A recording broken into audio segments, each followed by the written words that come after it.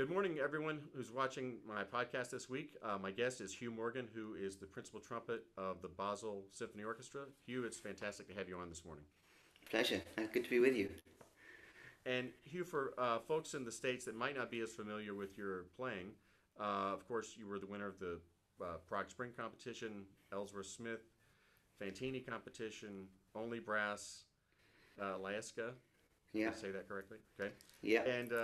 And prior to being in the principal trumpet in Basel, you were principal trumpet in Scottish Opera. That's So right.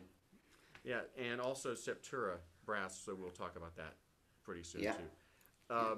But Huw, I wonder if you could talk a little bit about your beginnings on the trumpet and how you started to play. Sure. Yeah. Well, we always had music around us at home. We had a piano. My mum plays piano.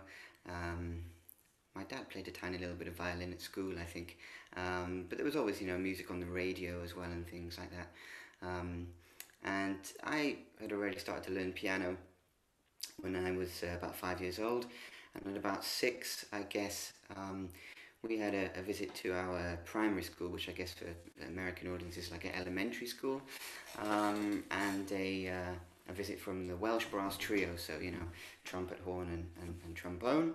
And of course, one of the things was the usual spiel with, mouthpiece and the hose pipe and the funnel at the end, and who can get a note out and all of that. And it seemed relatively simple to actually produce a tone for me. So I was kind of really enamored with the trumpet in particular. My first teacher was, of course, the trumpet player in the trio. That was also why they were going around the schools, is to generate some interest among the school children. So he was my first teacher, and he, in fact, made sure that I started really on the trumpet and not on the cornet, like a lot of my peers did in Britain. I think he said to my mum, actually, well, Huw will never be able to make a living playing the cornet exclusively, so he might as well play the trumpet. So we went with that, and I started on the trumpet, and I was very fortunate to grow up in the area where there was really quite a good pyramid structure of youth musical activities. Um, so on a Friday night there would be local orchestra and wind band. That would be divided into junior, transitional, and senior groups. And once you reached a certain level, you could sort of progress through the ranks a little bit. From there would be then regional orchestra courses 3 times a year. Again, that would be wind bands and full orchestras. And I suppose the top of that pyramid would be the National Youth Orchestra of Wales. Um, and so I sort of went through that system. I suppose I was always a kind of a couple of steps out of the age group, so I was always playing with children who were a bit older than I was. But a really great structure, which also got you playing in ensembles from a really, really, really young age, which of course is incredibly important to develop all kinds of skills. And alongside that, I did National Children's Orchestra, things like that, and then finally the National Youth Orchestra of Great Britain. So those are my really early beginnings in South Wales, and I had two great teachers as well whilst I was there, both of whom were in the BBC National Orchestra of Wales, which is kind of like our main symphony orchestra. It's only 20 miles down the road, so Andy Cuff and Andy Everton, they were two of my earliest teachers, and that was great, because I got all the things like all the Arban studies, Petrushka, the ballerina dance. I remember, kind of struggling through when I was 11 or something, or Leonora's and things like that. But that was just kind of, I think, transposition as well, obviously, things, Capriccio Italienne. I remember being 11 years old and struggling with that, but, to transpose into A. But it was really great, really, really great, solid beginnings, and especially this kind of awareness of playing with other people and playing in different ensembles and wind bands and orchestras, I think was just absolutely fantastic. Yeah, yeah. And who do you remember listening to at that time? I mean, I'm going to guess Morris Murphy on your radar as an early player? Um, do you know what? He probably wasn't. I we would go with my parents and watch the BBC National Orchestra of Wales play. Obviously, my teachers at different points were in that orchestra. And the principal trumpet there was a guy called Paul Archibald at the time. So he was probably kind of like the reference for orchestral playing. Um, but I mean, in terms of CDs, the two I remember were Winton's, Haydn, Hummel. I think there's Leopold Mozart on that Yep. CD as well. Yep. That first classical one of his with the moustache and everything. Yeah. And he's on the front cover and all the choky instruments.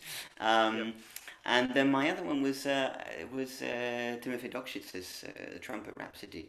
I played the Aretunian, I think, when I was probably about 11 or something, so at that time you couldn't go online and just, listen to 100 different recordings on YouTube. Obviously you had to go down to the shop and order the CD, and, then it came, and of course on that disc was some phenomenal stuff. There was also Rhapsody in Blue is on that disc. The Reinhold Glier Concerto for Coloratura Soprano is on there.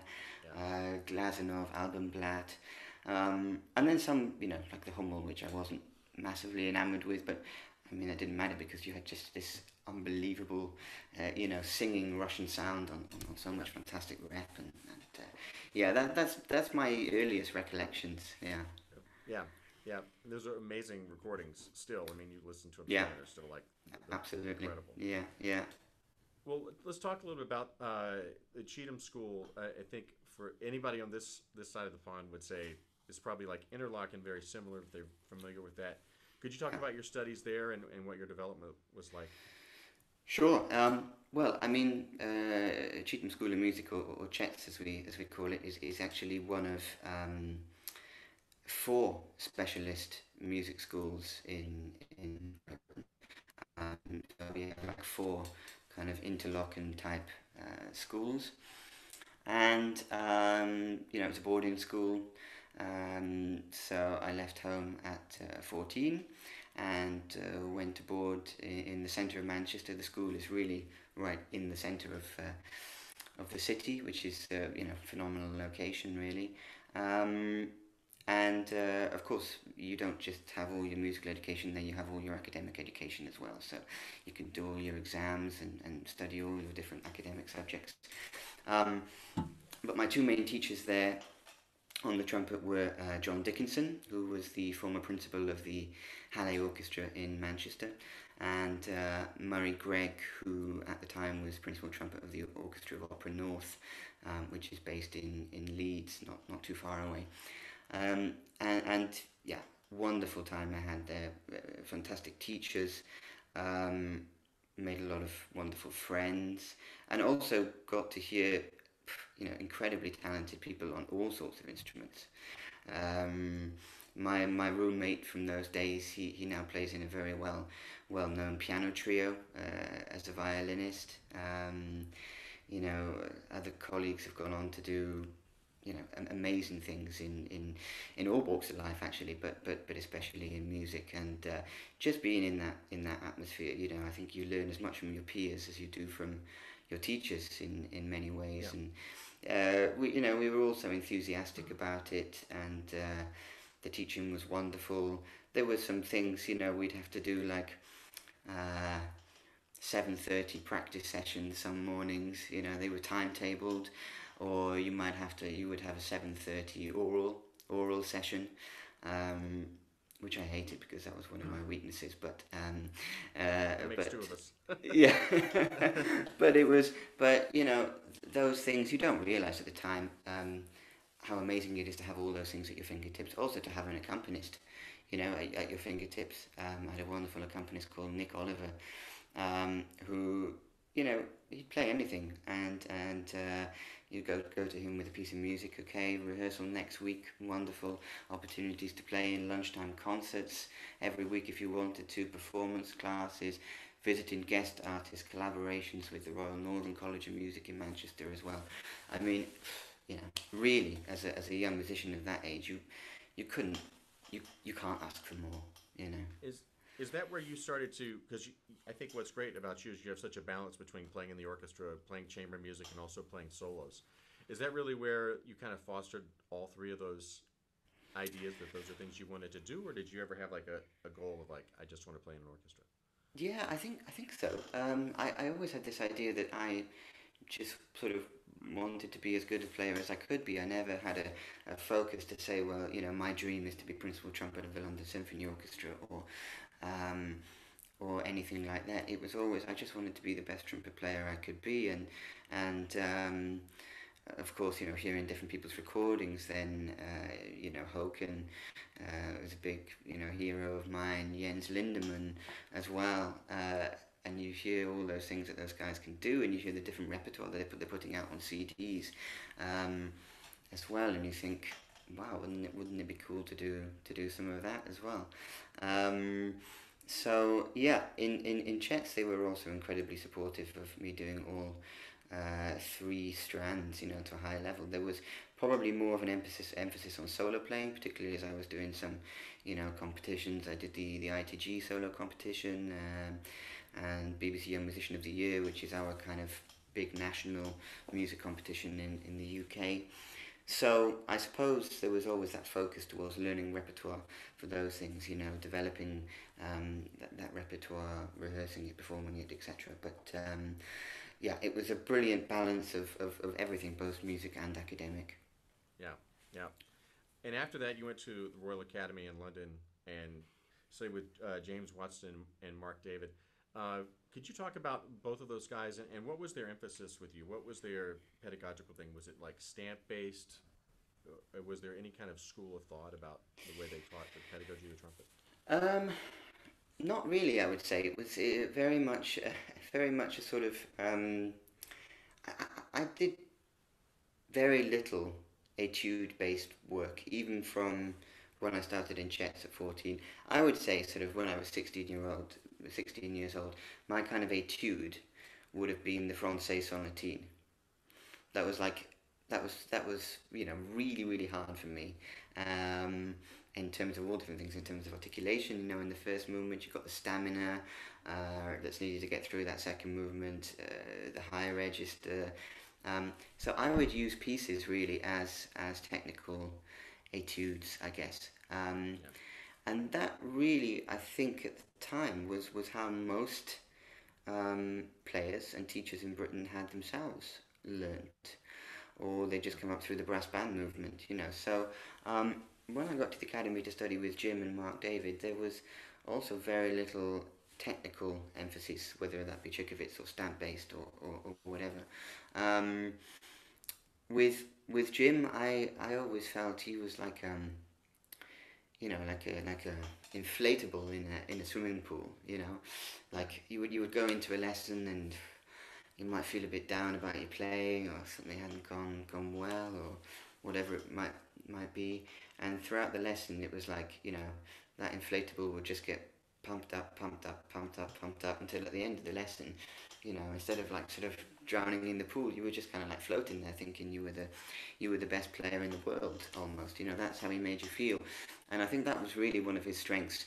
The other one being, of course, that you know, sometimes he would say, um, "Oh, I've done some practice this week," and he'd pick up the trumpet and demonstrate.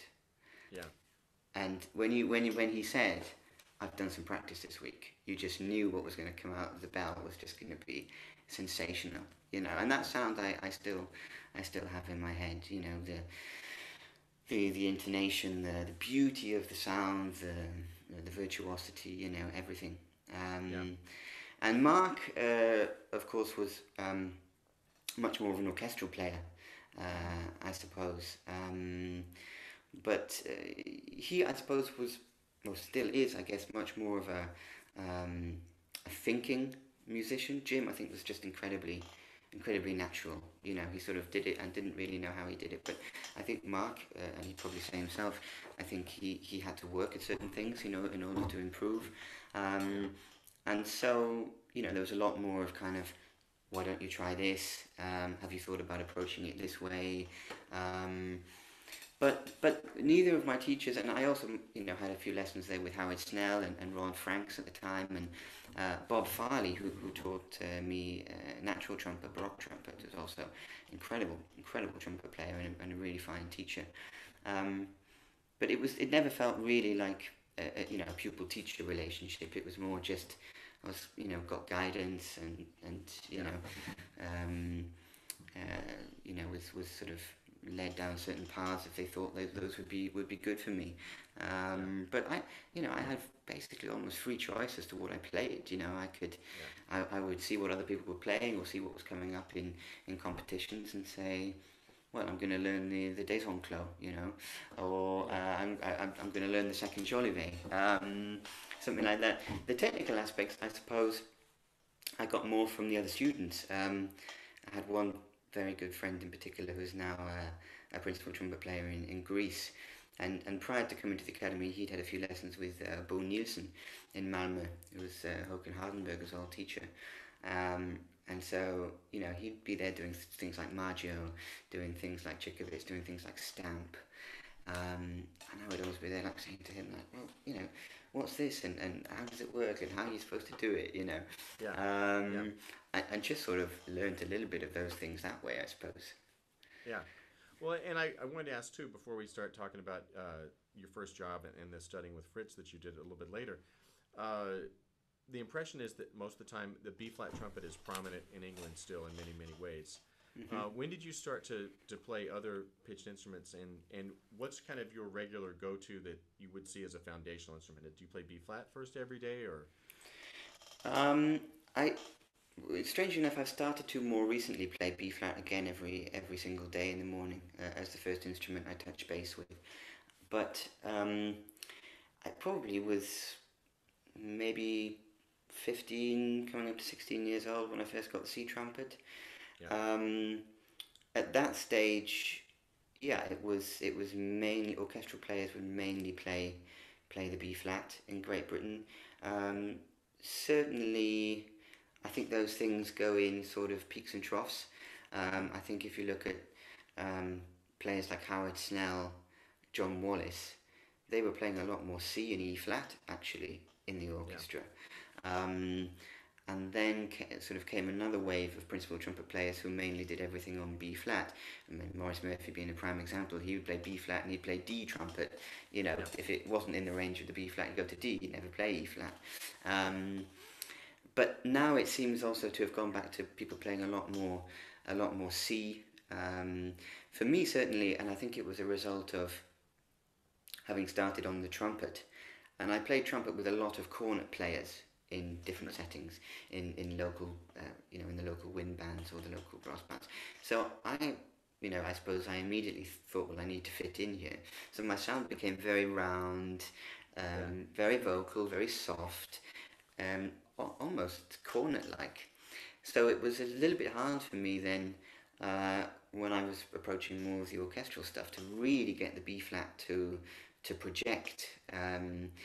It felt like that was really quite a lot of hard work. And the C for me, then it had this natural lightness and natural projection that I couldn't get with the B flat. So for me, that was always kind of what I went to when I was then, sort of preparing auditions and things when I was at the academy. Was I'd always take the C because I just felt a lot more comfortable on that. Yeah, and that makes sense because there is such a strong brass band tradition that we don't really have here as much too. So for your and so the sound concept has to be so much different from the beginning. And so after school, then you won the opera job in Scotland, right? Yeah. So I freelanced. I freelanced, for 2 years in London after I graduated. And like most freelancers in Britain, it's sort of if you're good enough, you're old enough type thing. So I was very fortunate to be going in and playing with most of the London orchestras. Even whilst I was studying, I think my first gig with the LSO, I think I was 19, maybe. I think it was. I mean, we did we did Janacek Symphonietta, you know. Yeah. So they needed every man and his dog to turn up for that one, which is probably what I was asked. But no, it was yeah, a couple of years I spent doing that. Also doing a little bit of chamber music as well, and yeah, you know, there's usually a trial system in Britain, as you might be aware of, you know. So a job can be open for you know, 4 or 5 years. By the time they've had the auditions, you know, and everybody's gone in once, and then they might, you know, whittle it down to half the list, and then everybody goes in for an extended patch, and then, you know, there might be 2 left. So, you know, I always had trials on the go in different orchestras, alongside the freelance work. And yeah, I was very fortunate then. I think it was probably been about 24 to get the job in Scotland in the opera orchestra there, which was you know, at that time in my life it was really great because it was something that was you know, steady, consistent. I had a place where I, you know, sort of could call home, if you like. I wasn't, you know, consistently travelling around everywhere and just sort of being based in London. And yeah, I mean, you know, playing opera is a luxury in many ways. Right. It's so much fun, and when you're working with great singers as well, you know, and I think you can learn a lot. And yeah, I had a fantastic time there. I had a wonderful colleague, also in the trumpet section, who made life very, very easy for me. So yeah, it was a great experience. Yeah. Yeah. And so then, of course, you move on to the job in Basel. Do you remember that? Can you talk about the audition process for the job in Switzerland and how that might differ from things in England or the States? Sure. Well, it certainly was a very different process than what I'd experienced in Britain. Firstly, I remember that the job had been advertised 3 or 4 times, and I remember thinking, at the time there was some let's say difficulties with the management in Scotland about certain things, which I still think are quite unfair, but never mind. And they, you know, so I was kind of looking for other opportunities, other jobs to audition for. I'd seen this job come up many times on musical chairs. I thought, well, you know, I might as well go for it. Why not? So the audition was in 3 rounds. The first 2 rounds I had a screen. It was on the main stage in Basel, so you're actually playing in the orchestra's auditorium. And I remember first round was Honegger. Second round was you know, Haydn first movement till the high E flat, a little bit of the second movement, and there were three or four excerpts. I can't quite remember which ones, except that I do remember very vividly that the chorale from Mahler 3 was one of those. Right. And I don't know how I managed it, but I chipped the second note like massively. You know, it wasn't a slight, you know, A D, and I just, you know, it just kind of went everywhere. You know, 4th line D just splattered all over the hall. But I remember thinking very vividly at that moment, okay, that's a very bad miss, obviously, but now I've got to play this slower, quieter, and more beautifully than anybody else. If I wanna pass this round, you know, and yeah, you know, I was lucky enough to manage to do that, and I think I kind of grew in confidence every round I played, you know, because I was aware of the caliber of players who were also around me, sitting in the waiting room there, and you know, then you think, hey, I'm not doing too badly here, you know, I'm getting through the rounds, I'm playing well, they obviously like what I'm doing. And you know, I probably felt pretty relaxed in the final round, and yeah, I was, you know, very, very fortunate to get the job. Now, what's the workload like there? Because there's 2 principal trumpets, you yourself and Emmanuel Richter. How do you guys configure that and work things out, and what's the workload like? Yeah, well, I mean, we both have to do in 100% position, which we both have. We each have to do 250 sessions a year. That's not only divided between symphony concerts, that's also opera and ballet, which we also do. So we're kind of like one of the resident ensembles, orchestras in the theatre here. Yeah. So we might do 6 different opera productions, 5 to 6 different opera productions, plus 2 ballets every season, plus the symphony work. Sometimes it's pretty manic. Sometimes you can be, doing weeks where you're even playing sort of just an enormous array of instruments. You might have to Yep. do, Swan Lake, and you're on cornet in the theatre, and then there might be another performance a couple of days later of Figaro on the natural trumpet. At the same time, you're doing some Strauss. There's a Strauss tone poem coming later on in the week with a symphonic project that you're doing on the rotary, maybe. And maybe even a chamber concert on the Sunday where you've got the usual kind of 4 or 5 different piston Yeah. instruments. So it can be quite challenging like that. But I'm very fortunate. Emmanuel and I, we have a great relationship, and he's absolutely phenomenal, phenomenal trumpet player, former Yeah. principal in La Scala. Some of your viewers might like to check out what he's done on YouTube. A lot of French recordings he has up there, or his piccolo trumpet CD At the Peak is called. It's also another fantastic recording of Heckel and Leopold Mozart and things like that. We have a great relationship. We do a lot of playing together, both in the orchestra and out with the orchestra. And it's just a matter of sitting down with the schedules and saying, I'd like to be free here. Okay, can we make that work? Yes, we can. And 9 times out of 10, all the pieces fall into place. It means working quite hard sometimes, but Yeah. doesn't bother either of us. And you kind of you mentioned playing natural trumpet in the orchestra. Is that common in Switzerland? Is that more of a common thing? I think it depends on which orchestra. I mean, at the moment, our chief conductor is an Englishman called Ivor Bolton, who comes from the historical performance scene. So everything we do, pretty much up to and including Berlioz, with him is on the nats. And sometimes sometimes playing certain pieces by Mendelssohn and things. When you've got quick changes, or Berlioz also can be a nightmare sometimes. But we are very fortunate that we have a great historical instrument builder in Basel, Egger Instruments, and the orchestra's got a set of sackbuts and natural trumpets from them, and the horns play natural horns. We have historical timpani. So everything up to and including Berlioz is generally on the nats, which presents a huge challenge, especially when you haven't studied it as a kind of a principal study.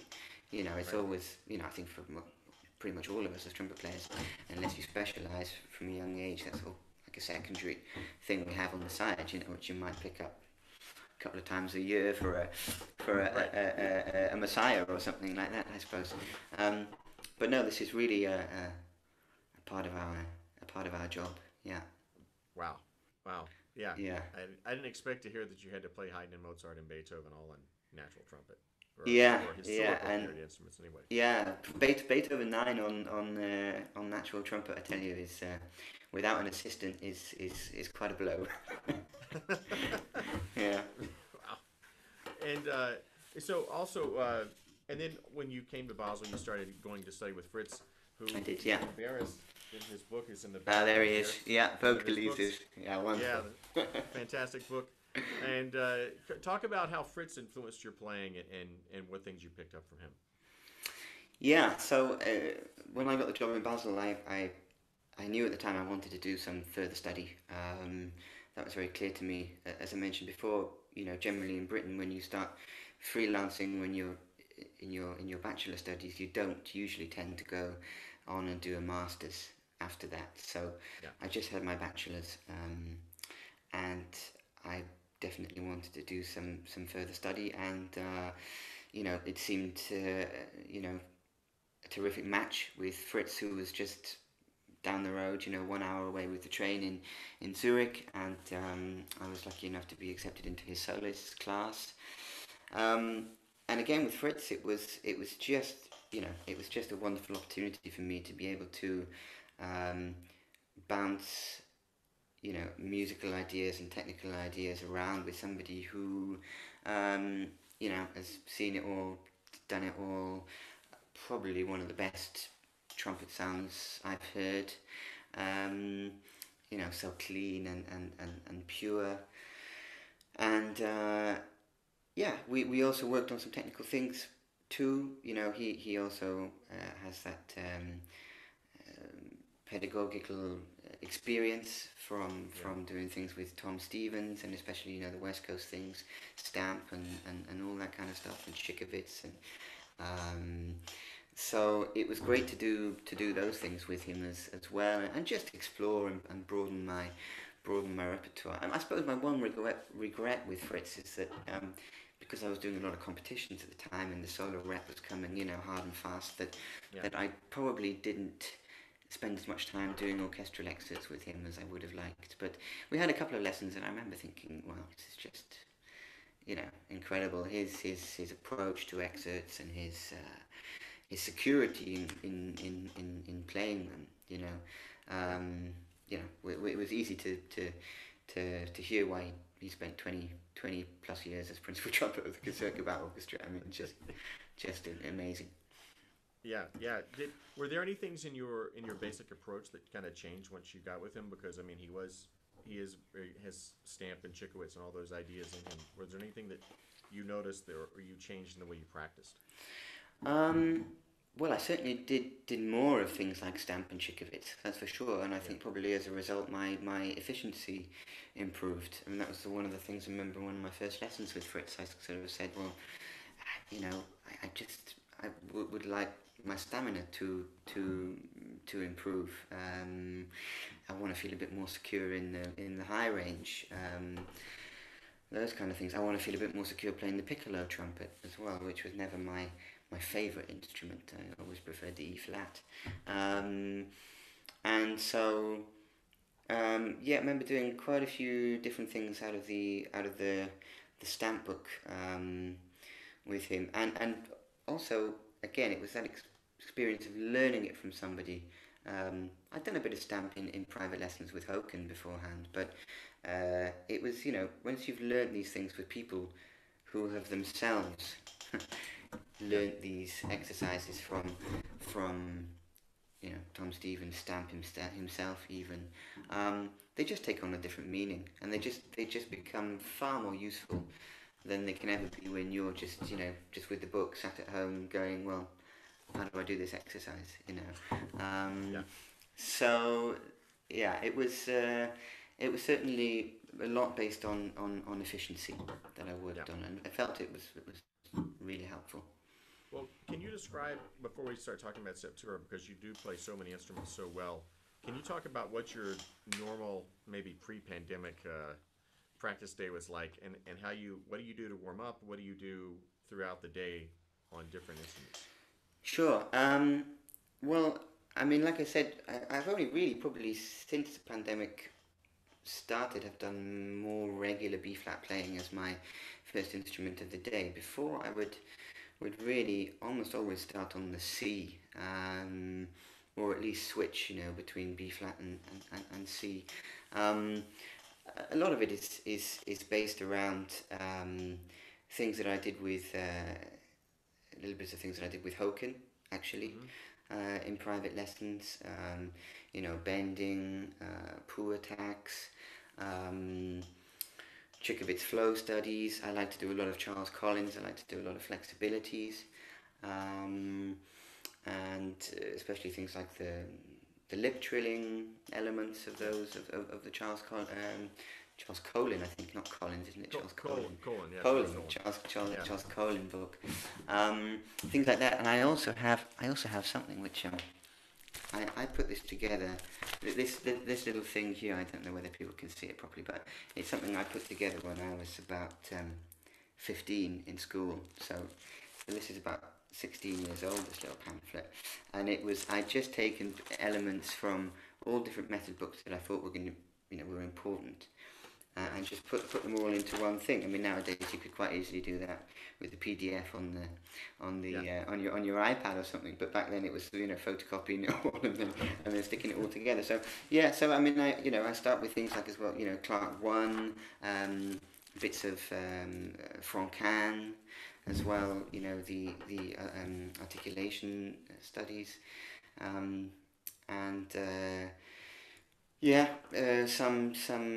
some bits from the Mike Sachs book as well. Sometimes I like to dip into, but more or less kind of the same warm up that I've done for years. And obviously I know if I need to take more time, if I need to do it slower, if I need to, do the mouthpiece. If I do the mouthpiece buzzing and I think that's not going terribly well at all, maybe it's time for 5 minutes, have a coffee, come back to it, try and work slowly, try and work quietly, and try and work efficiently, and always using my brain and using my ear to kind of guide me as to what I do. And yeah, of course, sometimes you can, as we all know, sometimes you can be warmed up in 5 minutes. There are those days where it just all seems to fall into place. Yeah. Other days it doesn't. And the one thing I would say that I developed quite a bit whilst being in the orchestra in Basil was actually warming down. I really took time to warm down, because often I'd be playing a whole day, and then I was preparing, in my first couple of seasons with the orchestra, I was preparing the competitions in Prague and Ellsworth Smith and what have you, and so we're doing a whole day's work and then coming home and then practicing whenever needed to be practiced for those things, which is often quite tough pieces. And so I really realised after a while that it didn't really matter how well I warmed up the following day. If I hadn't warmed down the night before, then it was gonna be tricky.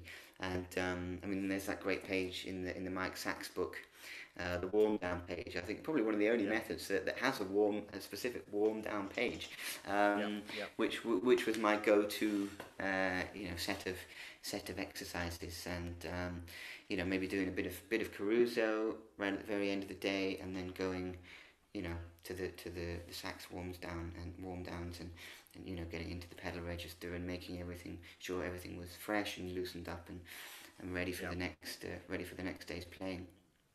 Yeah, and he's definitely very, very, very religious about that. Anybody that knows him knows that's going to happen. So talk a little bit about Septura and how that came about. Septura was founded by a good friend of mine and colleague, Simon Cox. And Simon and I actually, whilst I was studying at the Royal Academy of Music, I went and played had a 1-year contract in Finland in the Helsinki Philharmonic. I played associate principal for a season, and the reason I got that gig was because Simon was in that orchestra. He had a permanent position there. And in Finland, actually, there is a kind of brass septet that exists. In fact, Sibelius, it's written, there's 2, 3, maybe 4 original pieces by Jean Sibelius for that, for the Finnish style brass septet, which is more a brass band thing with cornets and tenor horns and baritones. But that was, I think, the genesis of Simon's idea, and he took that further when he came back to Britain by, thinking, well, the brass septet is really a synonym for the orchestral heavy brass section, if you like. 3 trumpets, 2 tenor trombones, a bass trombone, and a tuba. And I think that blend of instruments works really well. I mean, we are, okay, the tuba faces upwards, but we are all really front-facing instruments. You have that natural alliance, I think, between the E-flat bass, which is the tuba that's generally played in Britain. It's you don't really see C tubas or F tubas in the orchestra. It's usually all E-flat. So you have that natural alliance between the E-flat bass and the E-flat trumpet, which is what I play. Um, and yeah, I think, you know, all of us, many of us studied together. Um, we've also worked together a lot. We've come up through the same music colleges. We've had similar.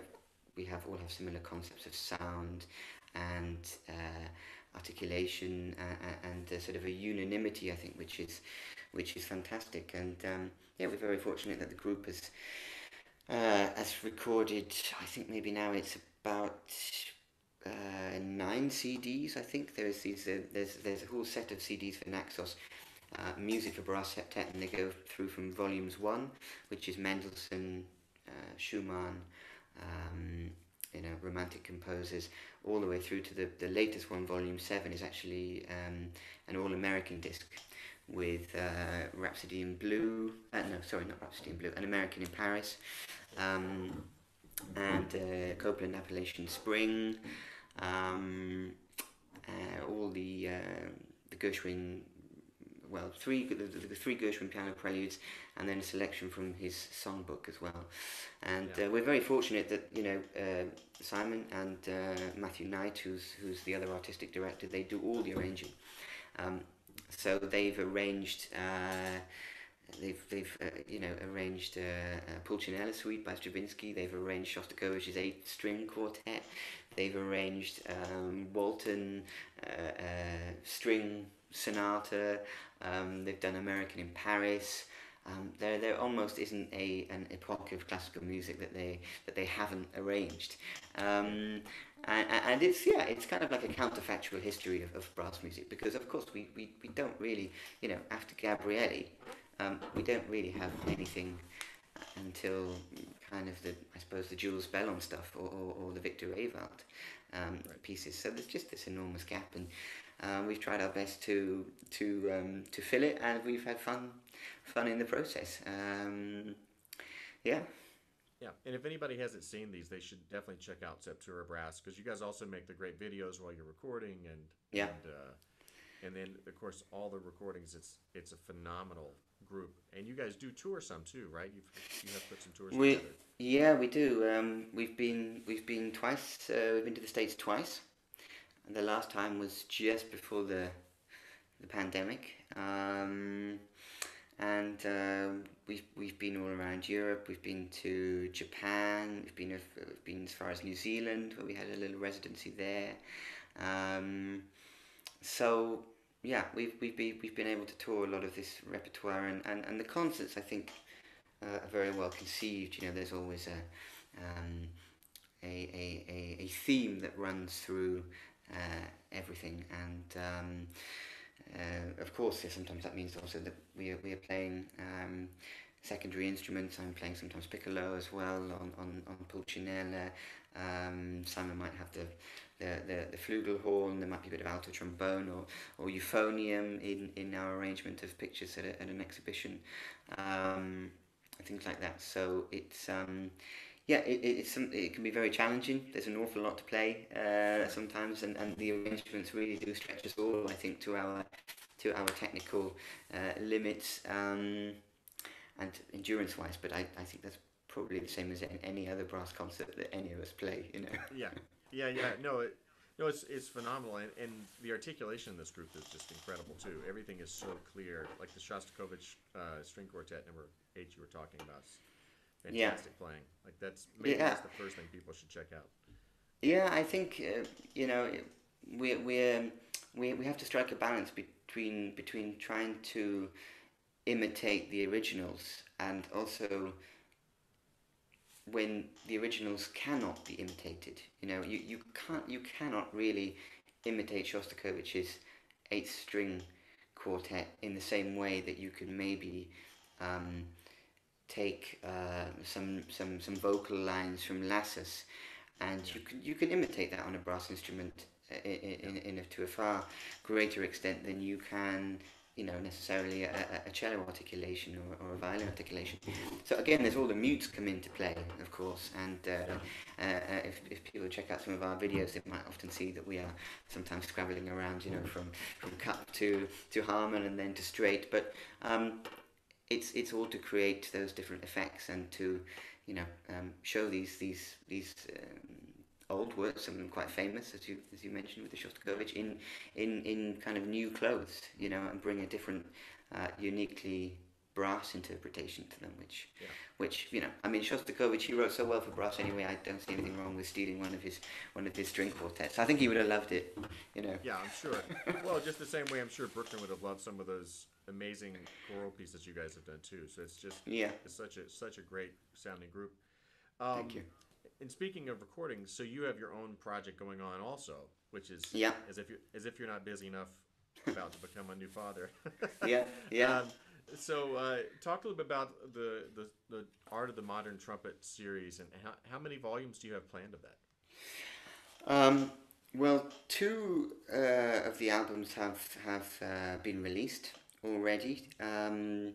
Volume one was recorded with the Swiss pianist Patricia Ulrich, who is also the class pianist in Lucerne, in the University of Arts, where I teach. And that was kind of like I decided to start off with sort of like a greatest hits compilation of 20th and 21st century pieces for trumpet and piano. So there's Maxwell Davies on there, there's Ligeti, Hindemith, Martinu, Enescu, and also a piece written by a Welsh composer called Christopher Williams, which is called Mountains of Abstract Thought, which is actually a really really cool addition to the repertoire. And subsequently, I've decided to do them sort of by genre. So the second volume, which was released earlier this year, I recorded with Rebecca Wilt, American pianist. We'd done a small tour of some cities. In fact, I think you were at maybe That's one right, we or were. possibly two of the concerts where Yeah. I met you. And yeah, You had we've Phil Smith in the audience for one of those concerts. I remember that. yeah, that wasn't nerve-wracking at all. No, no, he was lovely and incredibly generous and yeah, no, we had some wonderful hosts along the way, in our different stops, and yeah, after we'd toured this repertoire, we recorded it, and there's Antoine Tisney's Heraldiques on that CD, which is a really rarely performed work. There's also the Florence Schmidt suite, which I think is along with the Ionescu probably one of the most beautiful pieces in our repertoire originally for trumpet and piano. And then there's a collection of competition pieces, Morceaux de Concours, by Pierre Sancan and Raymond Calva-Montbrun. There's Janine Ruff as well on there, so they are all kind of connected with the Paris Conservatoire. And then you've got things like the Iber Impromptu and the Jolivet Air de Bravoure, and of course the Hubo Sonata, which is probably the most kind of let's say retro piece out of the bunch, because it's kind of looking back, I think, at that sort of romantic style. But yeah, I definitely wanted to record that because it's especially that last movement. It's such an uplifting piece in the end. From this kind of trudging blues comes this beautiful expansive ending, and I thought that was.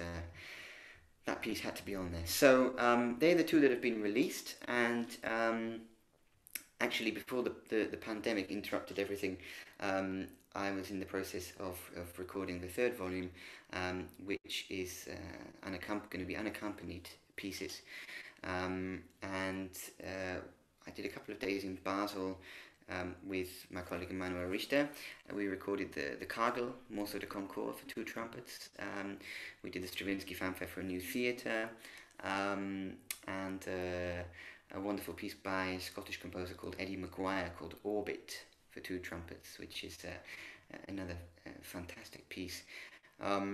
Also a work by quite a famous British composer called Jonathan Harvey for trumpet and clarinet. which I premiered many years ago in Finland, and so I recorded that together with the principal clarinetist in the Basil Symphony.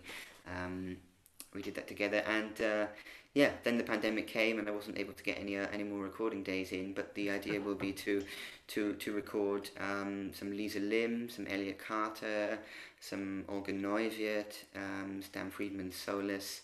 So kind of, you know, an anthology of pieces from Europe, from America, from you know, Australasia as well with Lisa Lim, and that's number 3. Number 4 will be American music. Again, I think with Rebecca, and we're hoping to be able to do that sometime in 2022, and maybe tie in again a small trip and tour to the States with that. But yeah, yeah, no, it's you know what, it's been really fun to do it. I've learned an awful lot from doing these recordings, and it's, you know, I'm just fortunate I'm in a position where I can, you know, can offer my take on these pieces, and also hopefully for some people, you know, present some things in these programs that perhaps they haven't heard frequently, or they think, well, that's a cool piece, I'd like to learn that, or I'd like to play that, and yeah, you know, it's a really nice project to be able to do. Yeah, and when you're doing these projects, do you notice how it affects your playing in the orchestra? I mean, I got to imagine the orchestra feels much easier after working up some of these projects. Sure. I mean, I think doing, whether it's solo recordings or solo performances, or even you know, practicing my Septura parts, playing in the orchestra does feel easier certainly from a stamina point of view. Of course, when you're playing as a soloist or doing chamber music, you're rarely asked to play as loud as you are in the orchestra. So, you know, I think the orchestra still presents, certainly for me, certain challenges, even though I might feel I'm really on top of things, you know, from a solo point of view or from a chamber music point of view. You know, there's always things in the orchestra that always, you know, make me kind of flinch a little bit and think, yeah, okay, well, now I've still got to make sure I take care of that, or you know, or this bass, or that bass, to keep things, you know, to keep things working there, as well as with my solo and chamber stuff. And on top of all of this, you are teaching on top of this. Yeah, yeah, I know. So sounds crazy. how many students a week are you seeing if things are normal? Well, I'm actually starting my position in a few weeks' time in Lucerne. I won the position in June. Prior to that, I'd been an assistant professor there.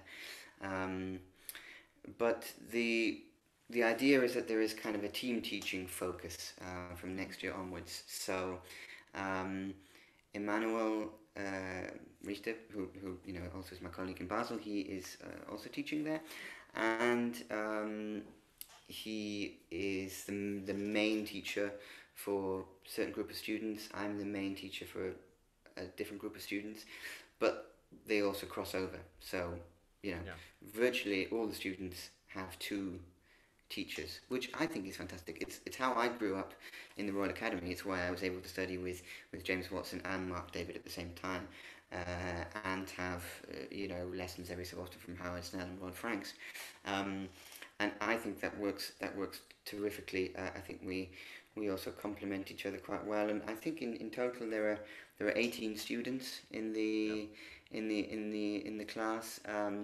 They come from as far afield as Ecuador, I think, is probably the furthest, you know.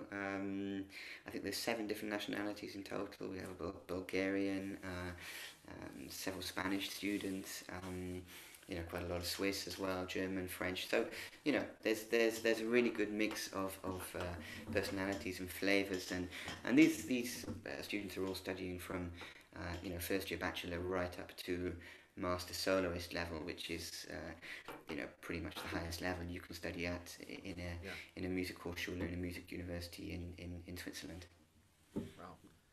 And on top of this, you're about to have a baby, so I don't know how you're going to keep it all going. Crossing my Your fingers. wife is about to have a baby, I should say. Yeah, yeah. But yeah, exactly. Well, Huw, there's just so many things. I hope people check this out and they check out all the stuff that Septura does and your solo recordings and the things in Basil and and you're young, so there's years and years of great output coming from you. So I really appreciate you doing this and hang on for a second after we sign off. But thank you No again problem. for taking time. No. Thanks very much for having me. Appreciate it. You bet. Thanks, Huw, and we'll see you very soon.